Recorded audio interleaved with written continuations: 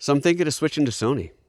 Just kidding. That's funny. No, absolutely not. Look, a lot of people have been switching from Sony to LUMIX lately, and there's a good reason for that. I'm making this video to talk about 6 things that are on LUMIX cameras that Sony does not have. And it's not just me here. I'm joined by Connor McCaskill and Armando. He's going to be joining me here to talk about what we love about LUMIX cameras. But just so you don't think this is some big old shill love fest, we are also doing a video on Armando's channel of the things we don't like about LUMIX. And guess what? I'm actually in that video too. Now I'm going to start this one off with my absolute favorite feature that I just don't quite understand how Sony's don't have this. OpenGate, baby. OpenGate is so important. These videos are being shot in OpenGate. I showed almost everything in OpenGate these days so that I can crop wide or tall. And it's not just cropping wide or tall, I can punch in because it's 6K. So OpenGate for the win. That is my #1 feature. Hey guys, Armando here, and I recently switched over to LUMIX, and one of the things that really irks me with just about every mirrorless camera is when you're using a monitor, normally a clean feed is fine. It's when you want your information like ISO, shutter speed, when you set it to that mode on basically almost every mirrorless camera, you have a nice 7-inch monitor that now looks like you're shooting in a 4-inch monitor because of all the little black bars, and it's terrible. Now, LUMIX, let me show you how cool this works. As you can see here, I have a clean feed. Now, I am seeing my autofocus settings, which I can disable, but I do like that on. Now, if I tap on display, it shows me my big 6, which is like a big deal now, and LUMIX has had it forever. Now, if I tap on it again, now I can see my audio forms, my ISO. I mean, I have all of my information. Now, another cool thing that I really like, if I tap on menu, you can see I have my menu. I can change settings here, whereas on other system, it completely overrides everything. And now like I can still see Connor, my menu. I don't know. I just feel like this system is way better.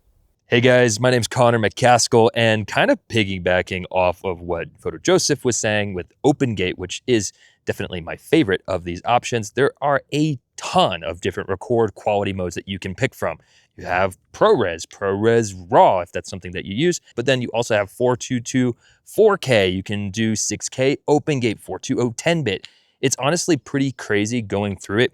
It's almost overwhelming how many different options you have, but that's something that I really adore about LUMIX. They're not trying to limit you in any way. The next thing that I absolutely love on my LUMIX cameras are some of the exposure controls. You've got a waveform monitor, a Vectorscope, and now we also have false color. These are critical tools for nailing your exposure when you're on the go. And these are all things that show up on the LCD that Sony just doesn't have.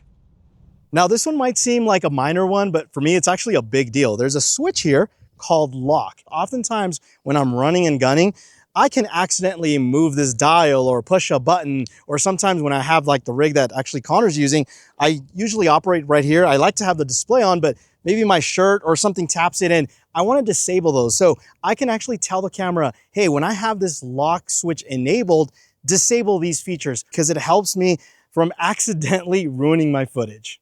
Now, this one might be a bit more on the boring side, but it is really important, and that's the media choices that LUMIX went with. Now, it is a dual card slot, and the first one is just a regular SD card.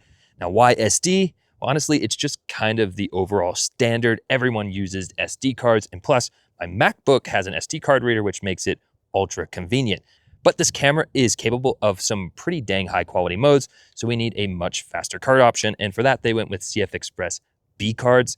And I think that this was probably the right choice because not only is it a really durable card and also kind of one of the standards, you're going to see this card in a lot of high-end cameras, but also the transfer speed on these are really fast. So when we're all done filming today, we're going to go back to Armando's and transferring this will just take a few minutes. It's really the right choice. So there you have it. 6 things on LUMIX cameras that we love that the Sony boys just don't have. But it's not all good news. Mondo? So if you head on over to my channel, there's gonna be 6 things that we dislike about LUMIX. It's not all butterflies and rainbows. And believe it or not, I'm actually in that video too.